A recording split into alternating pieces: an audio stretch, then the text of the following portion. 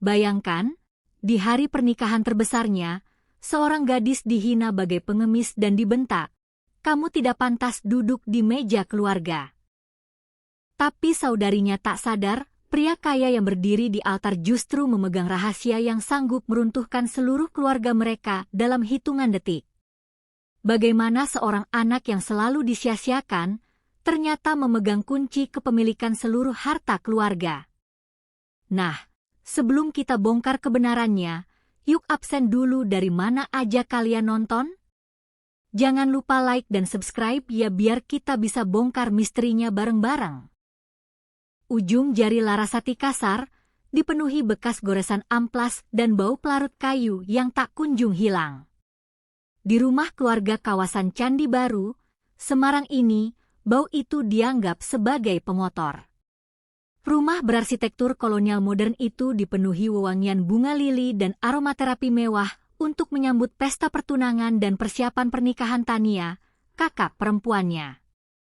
Laras baru saja menyelesaikan susunan papan kayu jati tua untuk panggung dekorasi di halaman belakang saat Bu Ningrum melangkah masuk ke area serviks dengan wajah berkerut. "Laras, barang-barang bekas tukangmu itu disingkirkan. Keluarga Baskara mau datang meninjau catering malam ini," kata Bu Ningrum tanpa menatap mata putrinya. Laras hanya mengangguk, menyapu sisa serbuk kayu yang menempel di celana kainnya. Ia tidak diajak dalam sesi pencicipan menu catering. Tugasnya hanya memastikan semua pencahayaan dan konstruksi fisik halaman selesai tepat waktu, tanpa dibayar. Ketika jam makan malam tiba, meja makan panjang berukir Jepara di ruang tengah dipenuhi hidangan steak wagyu dan salad impor. Pak Rahmat duduk di kepala meja, sementara Tania sibuk mengatur sudut ponselnya untuk konten story Instagram. Laras memindahkan piringnya sendiri, mengambil porsi kecil nasi dan tumis buncis, lalu duduk di kursi kayu kecil dekat pintu dapur yang menghubungkan ruang makan. Tania menghentikan gerakan garpunya. Pandangannya menghujam Laras dengan jijik. "Kamu tidak pantas duduk di meja keluarga," bentak saudariku itu dengan nada melengking. "Lihat bajumu. Penuh debu dan baunya seperti gudang tua. Nanti kalau tim dokumentasi datang mengambil gambar praacara, mukamu yang kumal itu merusak estetika rumah ini." Pak Rahmat tidak menghentikan bentakan itu. Ia hanya menyesap air mineralnya dan berkata dingin, "Tania benar, Laras. Pindah ke dalam. Jangan bikin malu kalau ada tamu yang tidak sengaja lewat." Laras memandangi piring plastiknya. Tanpa bersuara, ia berdiri dan membawa piringnya ke meja kompor. Ia tidak menangis. Rasa sakit itu sudah berubah menjadi lapisan tebal yang mengeras di hatinya. Malam semakin larut ketika riuh suara kerabat mulai mereda. Laras masih berada di ruang kerjanya yang menyatu dengan garasi samping, sebuah ruangan kecil tempat ia merestorasi furnitur antik milik klien-klien kecilnya. Langkah kaki berat Pak Rahmat terdengar mendekat. Ibunya, Bu Ningrum, menyusul di belakang dengan wajah cemas. "Kamu sudah menyelesaikan berkas klaim aset untuk pabrik Terboyo?" tanya Pak Rahmat tanpa basa-basi. Pabrik tekstil tua milik keluarga mereka di kawasan industri Terboyo sedang berada di ambang kebangkrutan. Laras, yang memiliki latar belakang tata kelola bangunan dan interior, adalah orang yang selama ini membereskan semua dokumen izin dan zonasi lahan agar aset tersebut tidak disita bank. "Sudah, Bah. Tapi ada yang aneh dengan laporan utang usaha tahun lalu," ujar Laras, menyerahkan map kuning. "Ada pinjaman atas nama usaha pribadi Papa sebesar 4 miliar rupiah yang dialihkan menjadi utang operasional pabrik. Kalau audit dari pihak Baskara masuk, ini akan kelihatan." Pak Rahmat menepuk meja kerja Laras dengan keras. "Kamu tidak usah ikut campur urusan keuangan. Tugasmu hanya menandatangani surat kuasa pengalihan hak guna tanah itu besok. Pernikahan Tania dan Baskara ini penentu hidup mati keluarga kita. Perusahaan logistik maritim milik Baskara akan menyuntikkan dana hibah 10 miliar begitu akad selesai. Laras menatap ayahnya lurus-lurus. Jadi Tania menikah bukan karena cinta, tapi jual beli aset. Buningrum langsung memotong tajam, jaga mulutmu. Tania mengorbankan masa depannya untuk menyelamatkan keluarga, sementara kamu cuma bisa mengkritik dan berbau minyak tanah. Mereka tidak tahu, Laras memegang salinan bukti bahwa pinjaman 4 miliar itu sebenarnya digunakan Pak Rahmat untuk membiayai gaya hidup mewah Tania sebagai influencer demi memikat Baskara. Siang berikutnya, Laras berada di bengkel restorasi kecilnya di kawasan Kota Lama Semarang. Bengkel itu adalah pelariannya dari rumah Candi Baru. Suara denting pahat dan aroma kayu cendana menenangkan pikirannya. Tiba-tiba, sebuah mobil hitam legam berhenti di depan pintu kayu bengkelnya yang terbuka separuh. Seorang pria bertubuh tinggi dengan kemeja gulung sesiku melangkah masuk. Baskara, calon suami kakaknya. Laras refleks berdiri, mengambil kain lap untuk membersihkan tangannya. Mas Baskara? Ada yang salah dengan lokasi acara? Harusnya Mas ke rumah Candi Baru, bukan ke sini. Baskara tidak langsung menjawab. Matanya menyusuri ruangan kecil yang tertata rapi itu, menatap meja-meja jati kuno yang sedang diperbaiki Laras. Saya tidak ke Candi Baru. Saya tahu kamu yang mengerjakan semua konsep restorasi lantai kayu di gedung resepsi nanti, bukan tim arsitek yang dipamerkan Tania di media sosialnya. Laras tertegun. Tania yang mengarahkan komunikasinya. Saya cuma pekerja lapangan. Baskara berjalan mendekat, menyentuh permukaan meja kayu jati yang sedang diamplas Laras. Tania tidak tahu bedanya kayu jati Jepara dan kayu mahoni. Tapi dia menyerahkan proposal desain ini ke keluarga saya atas namanya. Baskara mengeluarkan sebuah dokumen bergambar desain interior. Tulisan tangan di pojok margin ini milikmu, kan? Gaya arsirannya sama dengan dokumen zonasi Terboyo yang masuk ke kantorku. Laras menahan napas. Baskara ternyata jauh lebih jeli dari yang dikira keluarganya. Pria itu tidak seperti pengusaha sombong yang digambarkan Tania. Matanya tajam mendeteksi kebohongan.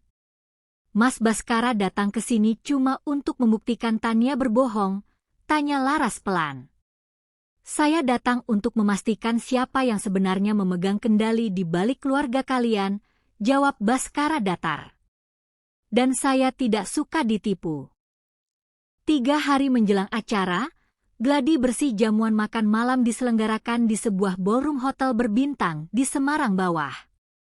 Keluarga besar dan para pejabat lokal hadir. Tania tampil memukau dengan gaun malam merah muda, berpose di samping orang tuanya. Laras datang belakangan karena harus mengawasi pengiriman bahan dekorasi yang terlambat dari perajin. Saat sesi pembagian tempat duduk di meja utama VVIP, Buningrum memanggil petugas organizer. Laras berdiri agak jauh, memegang daftar inventaris. Ia melihat Buningrum menunjuk ke arah meja paling belakang, dekat pintu keluar staf dan tempat penyimpanan piring kotor. Nama Laras ditaruh di meja staf vendor saja, kata Buningrum cukup keras hingga terdengar oleh beberapa tamu sepupu. Dia kan yang bertanggung jawab mengawasi catering dan lampu malam ini. Kalau duduk di meja depan nanti bulak-balik, bikin risih tamu-tamu pejabat. Tania tertawa kecil sembari membetulkan riasan kuku tangannya. Iya, MA. Lagi pula baju Laras tadi pagi waktu berangkat cuma kaos polos. Nanti kalau masuk kamera wartawan lokal, dikira kita kekurangan dana buat beli baju anak sendiri. Beberapa kerabat tertawa tertahan, menyetujui. Laras hanya berdiri kaku. Ia melihat namanya di papan denah dipindahkan dari meja keluarga utama ke meja pengawas teknis. tidak ada seorang pun dari keluarganya yang membela. Bagi mereka, Laras adalah pekerja gratisan yang kebetulan memiliki hubungan darah. Laras menarik napas panjang, merogoh tas kainnya, dan menyentuh map tebal bertuliskan berkas tanah yang baru ia ambil dari kantor notaris tua langganan almarhum kakeknya pagi tadi. Malam itu, setelah kembali dari gladi bersih yang melelahkan, Laras mengunci pintu kamar kecilnya di lantai bawah. Di atas meja kerjanya, terhampar berkas tua bercover hijau yang baru ia dapatkan dari brankas tersimpan mendiang kakek Broto, ayah dari Pak Rahmat. Laras membaca baris demi baris dokumen bernomor registrasi resmi tersebut dengan seksama. Jantungnya berdegup kencang. Selama ini, Pak Rahmat dan Buningrum selalu menanamkan doktrin bahwa rumah candi baru dan galeri di Kota Lama adalah milik penuh Pak Rahmat, dan Laras hanya diberi tumpangan karena kebaikan hati mereka. Kenyataan di lembar hukum itu berbicara lain. Rumah di Candi Baru, tanah galeri Kota Lama, serta sebagian besar saham awal kontraktor tekstil keluarga sama sekali bukan milik Pak Rahmat. Almarhum kakek Broto telah mewariskan seluruh aset tak bergerak itu secara mutlak kepada Larasati, dengan klausa bahwa Pak Rahmat hanya memiliki hak guna usaha hingga Laras berusia 25 tahun yang jatuh tepat pada bulan ini. Lebih mengejutkan lagi, Laras menemukan lembar jaminan utang bank terbaru yang ditandatangani Pak Rahmat bulan lalu. Ayahnya telah memasukkan tanda tangan Laras untuk menjaminkan sertifikat rumah candi baru demi mendapat pinjaman segar 4 miliar rupiah, dana yang dipakai Tania untuk mencuci citra dan membeli gaun-gaun mewahnya. Laras menyandarkan punggungnya ke kursi. Tangannya gemetar, bukan karena takut, melainkan karena kebenaran yang akhirnya terkuak secara telanjang. Keluarganya tidak hanya mengesampingkannya, mereka telah merampok haknya, menjadikannya pelayan, dan kini berencana mengorbankannya demi pernikahan mewah Tania. Laras menutup map hijau itu perlahan. Senyum tipis dan dingin muncul di wajahnya untuk pertama kali. "Kalian ingin bermain drama," bisiknya pada kegelapan kamar. "Akan kusiapkan panggungnya." 2 hari menjelang resepsi, rumah di Candi Baru dibanjiri jurnalis media lokal dan sesama influencer teman Tania. Di ruang tengah, Tania sedang memamerkan berkas portofolio desain bertema Jawa kolonial kontemporer yang diklaim sebagai idenya sendiri untuk interior rumah baru yang akan ia tempati bersama Baskara. Ia tertawa manja di depan kamera, menebar pesona sebagai wanita berkelas dan berbudaya. Laras baru saja kembali dari bengkelnya ketika Buningru mencegatnya di lorong samping dan memaksa Laras membawa nampan minuman ke ruang tengah. Saat Laras meletakkan cangkir, Baskara melangkah masuk bersama 2 staf seniornya. Tania langsung menyambutnya dengan senyuman lebar, menyodorkan buku portofolio tersebut. "Mas Baskara, lihat ini. Aku sudah merancang seluruh sketsa interior untuk rumah kita nanti. Sentuhan ukiran jati di dindingnya aku buat khusus," ujar Tania dengan nada bangga. Baskara mengambil buku itu, membalik halamannya perlahan.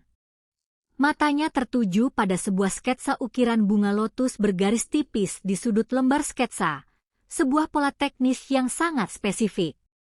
Baskara menatap Tania datar. "Kamu yang menggambar ini sendiri, Tania?" "Tentu saja. Aku sampai begadang 2 malam untuk menyelesaikan detail ukirannya," jawab Tania tanpa ragu, tersenyum ke arah kamera ponsel asistennya yang merekam. Baskara lalu menoleh ke arah Laras yang berdiri kaku memegang nampan kosong. Aneh. Inisial, LS, di sudut bawah sketsa ini menggunakan teknik emboss dingin khas alat engrave milik Laras. Dan jenis garis sambungannya adalah arsitektur restorasi, bukan ilustrasi mode. Suasana ruangan mendadak canggung. Wajah Tania berseri merah padam, sementara Pak Rahmat cepat-cepat menimpal. "Ah, Baskara. Laras cuma menjiplak ide Tania untuk latihan. Baskara tidak menjawab, ia hanya menutup buku itu dan menatap Laras dengan pandangan penuh arti yang sulit diartikan. Sore harinya, Pak Rahmat mendatangi kantor pusat logistik maritim milik Baskara di kawasan Pelabuhan Tanjung Emas, Semarang. Tanpa sepengetahuan Tania maupun Laras, Pak Rahmat membawa map dokumen keuangan perusahaan tekstilnya yang sudah dimanipulasi. Ia menemui Baskara di ruangan berdinding kaca yang menghadap langsung ke deretan kontainer kapal. "Baskara, begini," kata Pak Rahmat sembari menyodorkan kertas adendum perjanjian. Biaya operasional pernikahan dan penyertaan modal awal di pabrik Terboyo membengkak. "Saya butuh dana segar 5 miliar rupiah ditransfer sore ini juga sebelum akad lusa." Baskara menyandarkan badannya di kursi kerja leger hitamnya. "Perjanjian awal kita jelas, Pak Rahmat. Dana investasi baru cair setelah seluruh berkas aset pabrik Terboyo divalidasi oleh tim hukum saya dan akad nikah selesai dilakukan." Pak Rahmat mengetukkan jarinya di meja, mencoba menggertak. "Kamu harus paham, Baskara. Kalau dana ini tidak cair, keluarga kami bisa membatalkan pernikahan ini. Nama baik keluargamu di Semarang juga yang akan dipertaruhkan kalau pesta megah lusa sampai gagal." Baskara tidak tampak panik sedikit pun. Senyum tipis yang dingin mengulas di bibirnya. Ia mengambil penanya dan mengetuk-metukkan ujungnya ke meja. "Bapak mengancam membatalkan pernikahan? Silakan saja. Tapi apa Bapak sudah memeriksa kembali siapa yang sebenarnya memegang hak jaminan atas tanah Terboyo itu? Tim hukum saya menemukan nama Larasati di lembar sertifikat induk, bukan nama Bapak. Jangan bermain-main dengan saya, Pak Rahmat." Pak Rahmat tersentak kaget.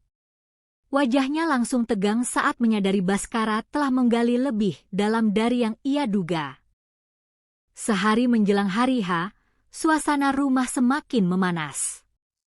Laras baru saja selesai merapikan gaun sederhana berwarna krem milik almarhum ibunya yang telah ia perbaiki sendiri untuk dikenakan di acara besok. Ia sengaja tidak meminta dibelikan gaun baru oleh Buningrum karena tahu pasti akan ditolak. Tiba-tiba Tania menerobos masuk ke kamar kecil Laras di lantai bawah. Tanpa mengucap sepatah kata pun, Tania meraih gaun krem yang tergantung di lemari terbuka dan menyiramkan secangkir kopi hitam pekat tepat di bagian dada gaun tersebut. "Apa-apaan kamu, Tania?" seru Laras, tertahan. "Kamu yang apa-apaan?" bentak Tania dengan mata menyalang penuh kedengkian. "Kamu pikir aku tidak tahu kamu mencoba menarik perhatian Baskara tadi siang di depan media? Kamu sengaja menaruh inisialmu di buku sketsaku kan? Kamu mau mempermalukan aku di depan calon suamiku?" Buningrum muncul di ambang pintu. Bukannya melerai, ia justru menatap Laras dengan dingin. "Sudah, Tania, jangan kotorin tanganmu. Laras, besok kamu tidak usah pakai gaun bagus. Pakai baju kemeja kerja biasa saja dan berdiri di belakang meja catering. Jangan sampai kamu bikin ulah di hari bahagia kakakmu." Laras memandangi noda kopi pekat yang meresap ke serat kain gaunnya. Rasa sakit yang bertahun-tahun ia pendam mendadak hilang, berganti dengan ketenangan yang luar biasa dingin. Laras menatap Tania dan Buningrum bergantian tanpa ada setetes air mata pun di matanya. "Baik," kata Laras pelan. "Aku akan memakai kemeja kerja. Dan aku pastikan besok akan jadi hari yang sangat tidak terlupakan untuk kalian bertiga." Malam harinya, gerimis mengguyur kawasan Candi Baru. Jam menunjukkan pukul 11 malam ketika sebuah mobil sedan hitam berhenti di luar pagar rumah keluarga Rahmat. Baskara turun membawa sebuah map kulit berwarna gelap, melangkah masuk ke ruang tamu atas undangan darurat Pak Rahmat yang mencoba memperbaiki situasi setelah gertakannya di pelabuhan gagal. Di ruang tamu, Pak Rahmat, Buningrum, dan Tania duduk sejajar. Tania berusaha tersenyum manja, menyuguhkan teh hangat. "Mas Baskara, soal tadi siang di kantor. Papa cuma panik karena masalah vendor," bisik Tania lembut. Baskara tidak menyentuh cangkir tehnya. Ia meletakkan map kulit itu di atas meja kaca. "Saya datang malam ini bukan untuk membahas catering atau perhiasan pernikahan," ujar Baskara tegas. "Saya memberi kalian kesempatan terakhir. Hentikan semua pemalsuan dokumen atas nama Larasati. Dan kembalikan hak kepemilikan galeri serta rumah ini kepada Laras sebelum besok pagi." Pak Rahmat tertawa canggung, mengibaskan tangannya. "Baskara, kamu ini ngomong apa? Laras itu anak kami, dia tidak paham apa-apa soal bisnis. Semua yang kami lakukan ini demi kebaikan dia juga. Kebaikan dia dengan memasukkan tanda tangannya untuk utang 4 miliar, potong Baskara dengan suara rendah yang mengintimidasi. "Saya tahu semuanya, Pak Rahmat. Laporan keuangan palsu, utang pribadi yang dilempar ke pabrik, dan bagaimana kalian memperlakukan Laras seperti pelayan di rumahnya sendiri." Buningrum menyela dengan nada tersinggung. "Baskara, kamu belum jadi menantu di rumah ini, jangan lancang mencampuri urusan internal keluarga kami. Laras itu anak pembawa sial yang cuma bikin malu." Baskara berdiri, merapikan jasnya. "Kalau begitu, jangan salahkan saya atas apa yang terjadi di meja jamuan besok." Ia berbalik dan melangkah keluar, meninggalkan ketiganya dalam keheningan yang mencekam. Hari pernikahan yang ditunggu-tunggu akhirnya tiba. Ballroom sebuah hotel megah di pusat kota Semarang disulap menjadi panggung kemewahan yang megah dengan dekorasi bunga impor dan lampu kristal. Ratusan tamu dari kalangan pengusaha, pejabat daerah, dan awak media massa telah memadati ruangan. Tania tampil sangat anggun dengan gaun pengantin bernilai ratusan juta rupiah. Di balik senyum cantiknya di depan kamera siaran langsung media sosial yang dipandu oleh tim-tim kreatornya, hatinya gelisah memikirkan ancaman Baskara semalam. Sementara itu, Pak Rahmat dan Buningrum menyapa para tamu VVIP dengan dada terbusung, merasa puncak kejayaan sosial mereka telah dicapai. Di sudut paling gelap dekat pintu keluar staf dan meja catering, Laras berdiri. Ia mengenakan kemeja kerja hitam polos dan celana kain tebal, baju yang biasa ia pakai saat merestorasi kayu di galeri. Rambutnya diikat sederhana. Di tangannya, ia menggenggam erat sebuah tas kulit usang milik almarhum kakeknya. Baskara memasuki ballroom didampingi oleh 2 pengacara senior berjas hitam yang membawa 2 koper dokumen tebal. Baskara mengenakan setelan tuxedo yang sangat elegan, namun raut wajahnya sangat dingin tanpa ada ekspresi kebahagiaan seorang pengantin pria.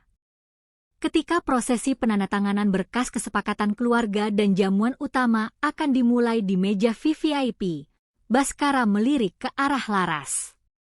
Laras mengangguk pelan. Pertunjukan yang sesungguhnya baru saja dimulai. Lampu kristal ballroom berpendar keemasan menyinari meja VVIP yang tertata sangat mewah. Di meja melingkar itu duduk Pak Rahmat, Buningrum, Tania, serta para pejabat mitra bisnis maritim Semarang. Suasana begitu anggun saat para pelayan menyajikan hidangan pembuka. Kamera tim live streaming Tania terus berputar, merekam momen yang ditonton puluhan ribu pengikutnya di media sosial. Laras melangkah perlahan keluar dari area staf, memotong garis pembatas beludru merah. Ia menyusuri jalan di antara meja-meja tamu menuju meja VVIP. Langkah kakinya yang mengenakan sepatu kerja kulit murahan bergerak pelan di atas lantai marmer, kontras dengan kemeja hitam polosnya yang tanpa ornamen. Di tangannya, ia memegang satu map kulit coklat berisi dokumen warisan asli kakek Broto. Melihat kehadiran Laras, ekspresi Tania yang tadinya penuh senyum manis seketika berubah drastis. Ia berdiri menghentakkan kakinya, mengabaikan bahwa ponsel asistennya masih dalam mode siaran langsung. "Kamu tidak pantas duduk di meja keluarga," bentak Tania melengking. Suaranya menggema melalui mikrofon klip yang masih menempel di gaun mewahnya. Seluruh tamu di ballroom seketika hening. "Beraninya kamu melangkah ke sini dengan pakaian pengemis begitu? Dasar anak tak tahu diri, mau mempermalukan papa dan mama di depan semua pejabat Semarang." Buningrum ikut berdiri dengan wajah merah padam, melambaikan tangan memanggil petugas keamanan. "Pengawal, ambil perempuan ini. Lempar dia keluar dari ballroom sekarang juga." Dua orang petugas keamanan bertubuh tegap bergegas mendekati Laras dan memegang kedua lengannya secara kasar. Laras tidak melawan, ia hanya menatap tajam ke arah Pak Rahmat yang sengaja berpaling pura-pura tidak kenal. Tiba-tiba, dentang nyaring alat makan perak yang dihempaskan ke atas piring porselen memecah ketegangan. Baskara berdiri dari kursinya di sisi meja. Sosoknya yang tinggi tegap memancarkan intimidasi yang luar biasa. Tatapan matanya yang tajam bak elam menghujam Tania, Pak Rahmat, dan Buningrum secara bergantian. Suasana ballroom yang tadinya riuh berbisik-bisik seketika berubah menjadi senyap mencekam. Pengantin pria itu meninggikan suaranya, memotong keheningan dengan intonasi yang begitu dalam dan dingin. "Cukup. Apakah kalian ingin aku mengatakan kebenarannya?" Petugas keamanan refleks melepaskan cengkeramannya dari lengan Laras. Baskara memberi isyarat tangan kepada dua pengacara berjas hitam di belakangnya. Keduanya melangkah maju dan membuka koper dokumen di tengah meja makan VVIP, di atas taplak meja impor yang mahal. "Kakak dan orang tuaku," pucat. Warna merah kebanggaan di pipi Tania menyapu bersih, berganti dengan warna putih kapas yang mengerikan. Pak Rahmat yang tadinya membusungkan dada kini terduduk lemas, matanya terbelalak menatap map-map tebal berstempel sertifikat dan laporan audit kepolisian yang dikeluarkan oleh pengacara Baskara. "Kalian pikir pernikahan ini adalah transaksi untuk menyelamatkan utang kalian?" Baskara bersuara, nadanya datar namun setiap katanya menghantam seperti pukulan telak. Ia memandang para tamu VVIP dan kamera media yang masih menyala. "2 minggu lalu, saya telah membeli seluruh utang keluarga Rahmat dari bank dan pihak ketiga. Dan perhatikan baik-baik, seluruh portofolio utang dan hak jaminan aset tersebut tidak saya pegang atas nama pribadi saya, melainkan atas nama Larasati." Gumam kaget terdengar serentak di seluruh ruangan. Buningrum gemetar hebat, memegangi lengan Pak Rahmat yang terkulai. Baskara melanjutkan, "Tania, pernikahan ini dari awal tidak pernah ada. Saya menyetujui sandiwara jamuan ini hanya untuk mengumpulkan kalian semua di satu tempat, bersama awak media dan mitra bisnis kalian, agar seluruh Semarang tahu siapa penipu yang sebenarnya." Baskara memberi sinyal pada operator audiovisual hotel. Layar proyektor raksasa di belakang panggung utama yang tadinya menampilkan foto-foto romantis buatan Tania, mendadak berubah. Layar itu menampilkan rekaman CCTV jernih dari garasi rumah Candi Baru yang memperlihatkan Tania menyiramkan kopi ke gaun Laras, disusul rekaman audit keuangan yang menunjukkan Pak Rahmat memasukkan tanda tangan Laras untuk pinjaman 4 miliar rupiah demi membeli perhiasan dan gaun-gaun mewah Tania. Lebih parah lagi, asisten Tania yang panik lupa mematikan live streaming. Ribuan komentar hujatan dari netizen membanjiri layar ponsel yang terpampang di depan para undangan. Ternyata penipu. Tega banget sama adiknya sendiri. Keluarga parasit. Runtutan komentar itu terus berjalan tanpa bisa dihentikan. Tania menjerit histeris, mencoba merebut ponsel dari tangan asistennya, namun ia tersandung gaun mewahnya sendiri hingga jatuh terjerembab di lantai marmer. Riasannya yang tebal hancur oleh air mata panik. "Mas Baskara, ini fitnah. Laras yang menjebak kita." "Mas, Tolong dengarkan aku, jerit Tania memohon di lantai. Baskara sama sekali tidak melirik ke arah Tania yang tergeletak di lantai. Dengan gerakan tenang namun tegas, ia melepaskan buket bunga di sakunya dan melepas jas resmi pengantinnya, lalu melemparkannya ke atas meja yang berantakan. Perjanjian pernikahan batal demi hukum karena adanya kejahatan pemalsuan dan penipuan terstruktur, tegas Baskara pada pengacara dan hadirin.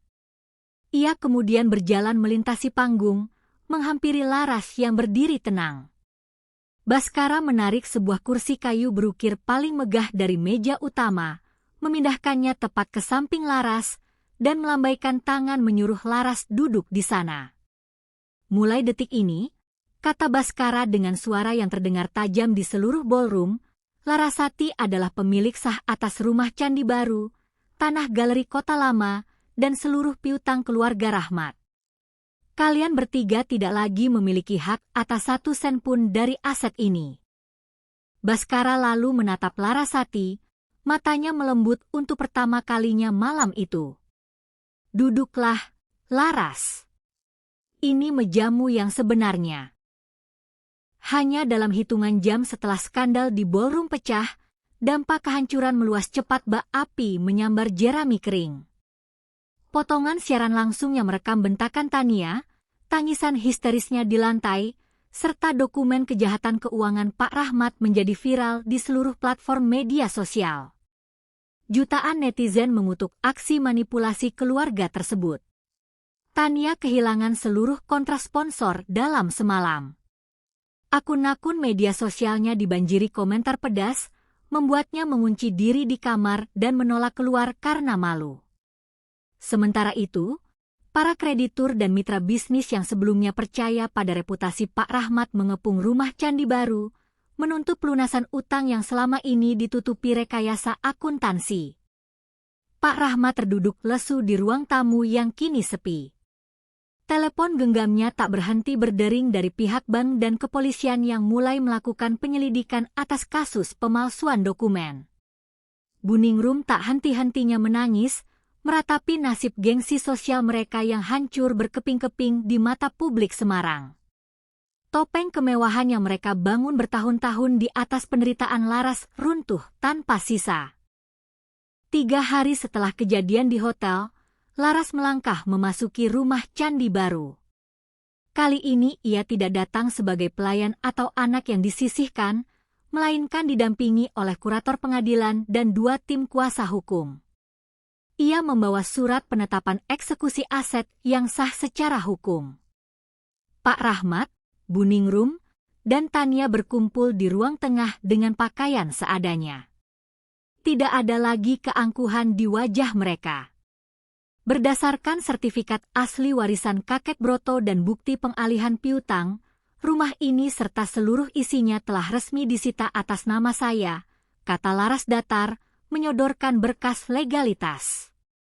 Kalian memiliki waktu 2 jam untuk mengemas barang-barang pribadi. Tania berlutut di hadapan Laras, menangis sesenggukan sembari memegang ujung celana Laras. Laras, tolong maafkan aku. Jangan usir kita. Aku mbakmu, Laras. Laras menarik kakinya pelan, menatap Tania tanpa dendam maupun rasa kasihan.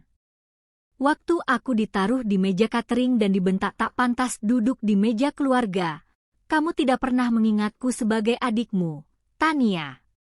Aku tidak membencimu, tapi hukum dan kebenaran tetap harus berjalan. Sore harinya, Laras berdiri di balkoni galeri restorasi kayunya di Kota Lama Semarang, menikmati angin laut yang berembus perlahan. Sebuah langkah kaki terdengar mendekat. Baskara melangkah berdiri di sampingnya, menatap deretan bangunan tua berarsitektur kolonial di sepanjang jalan. Terima kasih untuk semuanya, Mas Baskara, ujar Laras pelan. Tapi aku masih bingung.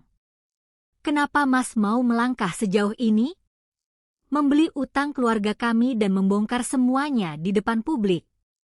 Baskara menoleh, menatap wajah Laras yang kini tampak tenang dan bebas dari beban. 2 tahun lalu, Saat saya pertama kali memesan restorasi meja kayu jati kuno untuk kantor maritim saya bertanya pada arsitek siapa yang mengerjakannya. Dia bilang itu karyamu, bukan karya Pak Rahmat. Baskara melanjutkan dengan suara mantap, sejak saat itu saya mengamati ketangguhanmu. Kamu bertahan di tengah keluarga yang memanfaatkan bakat dan hakmu. Saya tidak bisa membiarkan wanita sepertimu terus dihancurkan oleh orang-orang yang tidak tahu cara menghargaimu. Pernikahan dengan Tania hanya jebakan agar saya bisa masuk dan menyelesaikan ini secara legal. Meskipun Laras berhak membiarkan Pak Rahmat dan Bu Ningrum hidup terlunta-lunta atau mendekam di dalam penjara atas pemalsuan dokumen, Laras memilih jalan yang bijak. Ia mencabut sebagian tuntutan pidana dengan syarat Pak Rahmat membatalkan seluruh klaim atas aset-aset peninggalan kakeknya. Laras membelikan sebuah rumah sederhana berlantai 1 di daerah pinggiran Semarang untuk orang tua dan kakaknya. Rumah itu bersih, namun tanpa kemewahan. Tidak ada lagi pelayan, tidak ada lagi barang-barang desainer mahal. Pak Rahmat dan Bu Ningrum harus belajar mengelola uang pensiun kecil yang disisihkan Laras untuk makan sehari-hari. Sementara Tania, yang kini tak lagi bisa menjual citra palsunya di internet, dipaksa mencari pekerjaan nyata sebagai staf administrasi biasa untuk menyambung hidup. Laras memberi mereka kesempatan untuk belajar menjadi manusia yang jujur dan sederhana, meski dari titik paling bawah. 1 bulan kemudian, galeri restorasi milik Laras di Kota Lama Semarang resmi dibuka kembali setelah direnovasi total. Peresmian itu diadakan secara hangat tanpa publisitas berlebihan. Di tengah ruangan galeri yang beraroma harum kayu cendana dan pelitur alami, berdiri sebuah meja kayu jati tua yang sangat besar, hasil karya restorasi tangan Laras sendiri. Malam itu, Laras mengadakan jamuan makan malam kecil. Di sekeliling meja tersebut duduk orang-orang yang benar-benar tulus menyayangi dan menghargainya. Para perajin kayu senior yang setia mengajarinya, tim hukum muda yang membantunya, serta Baskara yang duduk tepat di sampingnya. Laras memandangi meja jati tebal di hadapannya. Tidak ada lagi piring plastik di sudut dapur. Tidak ada lagi bentakan atau penghinaan. Baskara mengangkat gelas jusnya ke udara, menatap Laras dengan senyuman hangat. Untuk Larasati. Untuk meja milikmu sendiri. Laras tersenyum manis, membalas dentangan gelas tamu-tamunya. Di meja ini, ia tidak perlu meminta izin siapapun untuk duduk, karena ia telah menjadi penentu atas jalan hidupnya sendiri. Selesai.